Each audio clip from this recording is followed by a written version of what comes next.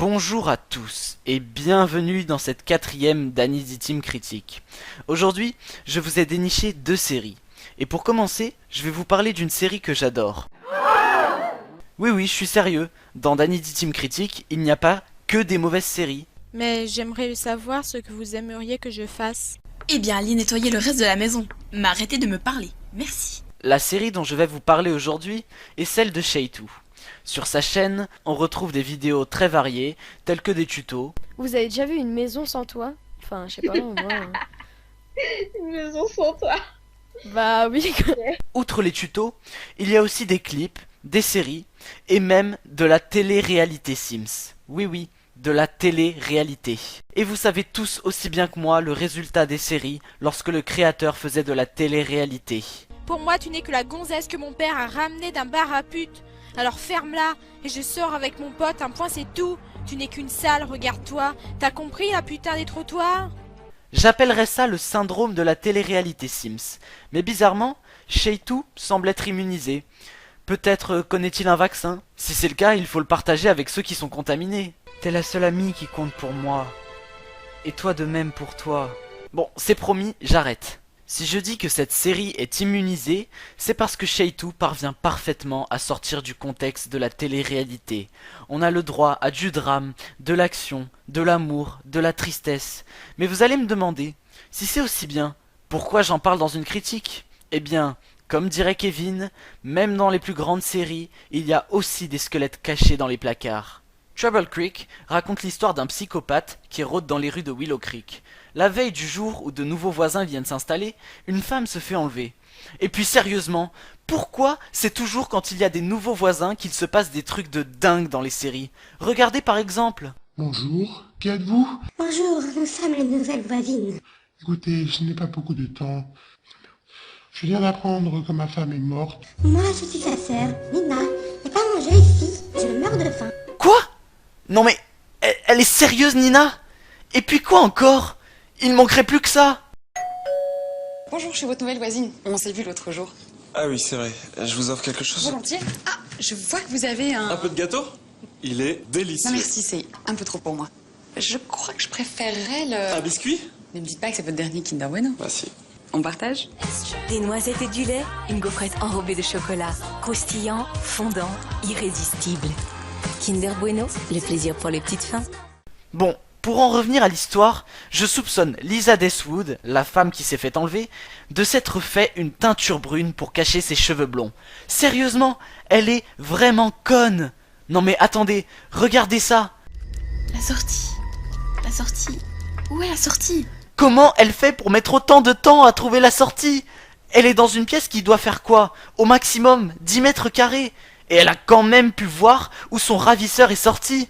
Mais pourquoi elle cherche aussi longtemps dans l'angle de la pièce? La porte va pas apparaître comme par magie. Ah, enfin! Ici. Allez, ouvre-toi, fichue porte. Ouvre-toi. Oh, et puis faudrait savoir, elle veut toujours ouvrir, fermer des portes, ouvrir... Comment on fait pour fermer cette fichue porte? Même son mari est plus intelligent qu'elle. J'ai pas appelé la police parce que si ça se trouve, elle était juste sortie. Enfin, je veux dire que je vais pas annoncer une disparition juste 10 minutes après. Ah, enfin quelqu'un qui a compris. Et 1 heure après, j'ai allumé la télévision pour regarder les informations avec Joséphine et là, on a vu... Quoi? Le mec part chercher le courrier et 1 heure après, il est porté disparu? Ah oui, et le défaut de sa série, c'est les petits montages ici et là qui sont... comment dire... jugés par vous-même. Voilà. Oui, et là aussi. Non, je ne m'attarderai pas sur le fait que la main est visiblement trop grande par rapport au dossier et qu'on a l'impression d'assister à une partie de curling. Vous voyez, quand je dis qu'il y a des petits défauts de montage. Quoi? Retour en arrière. Morte ou vive? Et pourquoi il y a une rançon? Mais c'est pas une criminelle, bordel de merde! Il faut aussi que je parle des policiers. Les flics sont vraiment très bizarres dans cette série. Monsieur et Madame Spencer Kim Lewis, nous souhaitons vous poser quelques questions au sujet de la disparition de Madame Deswood. Oh mon Dieu, il y a que moi à qui cette scène fait peur. Et pourtant c'est ma voix. On dirait que c'est des cyborgs tellement ils sont synchrones. Et puis d'ailleurs, c'est quoi cette équipe de policiers? Regardez cette scène. Ils sont censés intervenir dans une maison. On a l'impression de voir des enfants pressés de rentrer prendre leur goûter.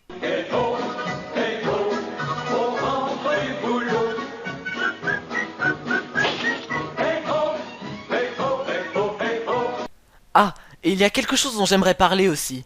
Regardez cette scène. La mère va espionner son fils quand il sort voir son ami. Expliquez-moi comment il fait pour ne pas la voir ici alors qu'elle passe juste à côté de lui et que dans la scène d'après, il arrive à la reconnaître alors qu'elle est à plus d'une centaine de mètres derrière un magasin. Et regardez la réaction de la mère. Maman, je sais que c'est toi. Arrête de te cacher. Je ne vois pas à qui vous parlez. Non mais quelle conne, sérieux. C'est bon, on a reconnu ton gros cul, pas la peine de faire semblant. Enfin, pour finir, Madame Dashwood parvient finalement à s'enfuir de la cabane où elle était enfermée. Parce que oui, c'était une cabane. Moi non plus, j'aurais pas cru avec l'intérieur tout carrelé. Ce qui est sûr, c'est que dans cette dernière scène, Cheitou n'a pas dosé ses bruitages. Écoutez ça.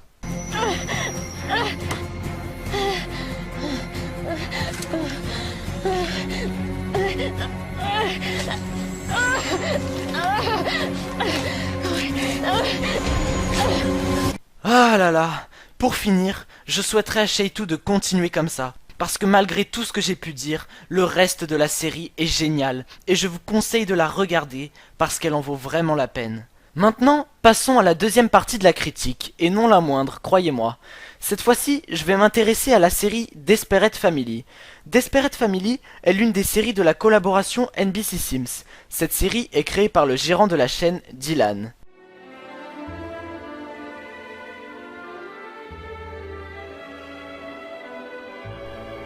Et oui, vous l'aurez deviné, encore une série dérivée de Desperate Housewives. Ah, quoi? C'est quoi votre problème? Voilà, vous êtes content? Déjà, pour commencer, je vais faire abstraction du fait que cette fille est la seule à être naine sur l'image et à avoir le visage plus petit que les autres alors qu'elle est au premier plan. Enfin bref, niveau décor et personnages, c'est un peu du grand n'importe quoi. Déjà, le créateur a repris les maisons de Desperate Housewives. Et ensuite, les personnages sont également tirés de la même série. Enfin pas tous. C'est ça que je comprends pas. Il a repris Eddie, Andrew et Carlos, mais pas les autres personnages. Pourquoi? Enfin... c'est pas logique. Dans ce cas, fallait tous les reprendre. Surtout que, désolé, mais ça, c'est pas Eddie. Ça, c'est Babs Lamour avec une coiffure personnalisée. Et Carlos, dans la série originale, c'est un Mexicain avec du tempérament et du caractère. Alors que là... Je t'ai dit que je ne savais pas où était l'argent et que je ne l'avais pas, alors arrête de m'embêter, reviens une prochaine fois. Non mais sérieusement, regardez-moi cette tapette. En plus, c'est moi qui aurais dû faire le latino. Je m'occupais des plantes. Je cuisine de bons petits plats. De bons petits plats? Sérieusement? Il se contente de réchauffer une barquette au micro-ondes. C'est une blague? Oh, passons. Regardez cette scène. Avoir une nouvelle vie. Applaudissez Eddie. Elle a vécu quelque chose de terrible. Pourquoi on entend des gens qui applaudissent alors que les Sims ont tous leurs mains posées sur leurs putains de genoux? C'est tellement pas réaliste. Et d'ailleurs... pourquoi elle est en cure de désintox déjà? Mais depuis mon décès, Eddie est tombée au plus bas. Elle a commencé à boire et à rencontrer de mauvaises personnes. Quoi? Mais elle a commencé à boire seulement vers la fin de l'épisode 1. Et au début de l'épisode 2, elle veut déjà partir en cure? Mais comment elle peut savoir qu'elle a un problème avec l'alcool? Elle a dû boire quoi? Au max 2 verres? Il faut qu'elle donne le nom de celui qui lui a fait ses injections de Botox. Parce que pour chialer comme ça... et réussir à garder le sourire, je sais pas comment elle fait, moi. Oh mon Dieu, Eddie, dans quel état tu te trouves? Je ne voulais pas que vous me voyiez comme ça. Je ne suis pas présentable. Mais te voir comment? Elle ose dire qu'elle est dans un sale état alors qu'elle s'est fait une tresse, qu'elle sort de son bain et qu'elle porte exactement la même quantité de maquillage que d'habitude. Maintenant, je vais parler des Van de Camp. Enfin, je sais pas si c'est vraiment leur nom de famille, mais vu que ça reprend la même histoire, je vais les appeler comme ça pour faire simple. Andrew raconte à sa mère qu'il a surpris son père avec une autre femme. Sa mère va alors directement voir le père pour lui en parler. Andrew t'a surpris avec une autre fille. Ah, mais c'est C'est faux. C'est faux. Tu pourrais essayer d'être plus convaincant quand même. Sois honnête et dis-moi si tu vois quelqu'un d'autre, hein. Anna, écoute-moi. Oui, je vois une autre femme depuis quelques mois déjà. Quoi? Non mais, y a pas 2 secondes, il niait avoir parlé avec une autre femme, et là, d'un coup, il avoue avoir été infidèle. Et le pire, c'est la réaction de sa femme. On dirait qu'elle n'en a rien à foutre. Ah d'accord, bon ben tu iras dormir sur le canapé dans ce cas. Tu dormiras sur le canapé? Mais je sais pas, mets-le à la porte, jette-lui des assiettes à la gueule, déchire son t-shirt préféré et torche-toi le cul avec. Anna, tu peux me faire un café s'il te plaît? Non, je suis pas ton coup d'un soir et je ne suis plus obligée de céder à tous tes caprices. Quoi? Mais c'est une blague?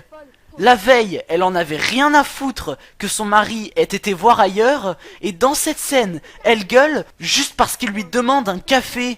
Mais what? Je ne suis pas folle, demande à ton plan cul de service, et puis quand tu dormais, j'ai consulté un avocat pour notre divorce. Et en passant, je suis sûr qu'elle aussi, elle se fait des injections de Botox avec Eddie. De toute façon, je comprends plus rien. Et là, regardez comment la mère réagit quand elle apprend que son fils a fait une sextape. Quand vas-tu m'expliquer? On dirait qu'il a juste piqué 5 € dans son porte-monnaie. Mais par contre, quand il avoue qu'il est gay, là, c'est une autre histoire. C'est limite si la mère, elle va pas lui couper le... Non, tu ne peux pas toi. Je commence à croire qu'elle n'a pas le sens des priorités. En plus d'être complètement folle, la mère ne sait pas aligner 3 mots de français. Regardez les extraits de ce flashback. 9 mois plus tard, après cette discussion, Andrew fut né. À chaque anniversaire de Andrew, nous organisions de grandes fêtes. Chaque Noël, le voir grandit dans le cœur. Anna, vous vous rappelez en détail de votre vie, c'est fou.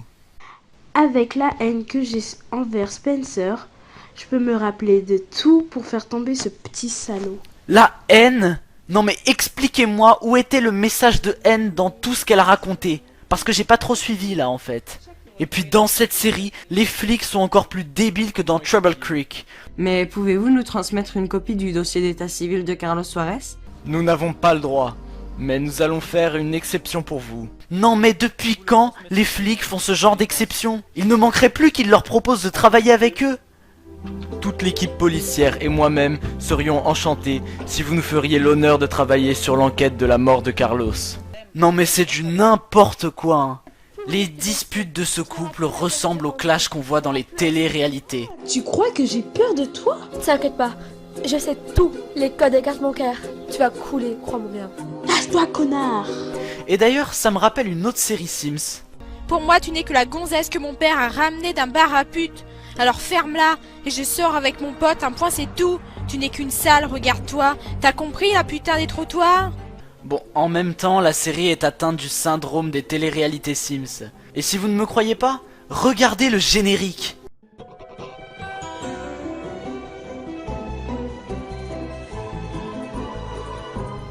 Quoi? Vous ne voyez toujours pas? Peut-être que si je change la musique... Ils ont tous un secret. Je leur ai confié une mission. Le garder à tout prix pendant... Voilà, c'est mieux maintenant? Tout ça pour dire que même dans son générique, Dylan essaye de nous dire que sa série est merdique. Pour conclure, si je pouvais donner un conseil à Dylan, ce serait... comment dire... voilà quoi. Bon, en tout cas, cette critique est terminée. J'espère qu'elle vous a plu. Mais attention, car la prochaine fois, ça pourrait être vous.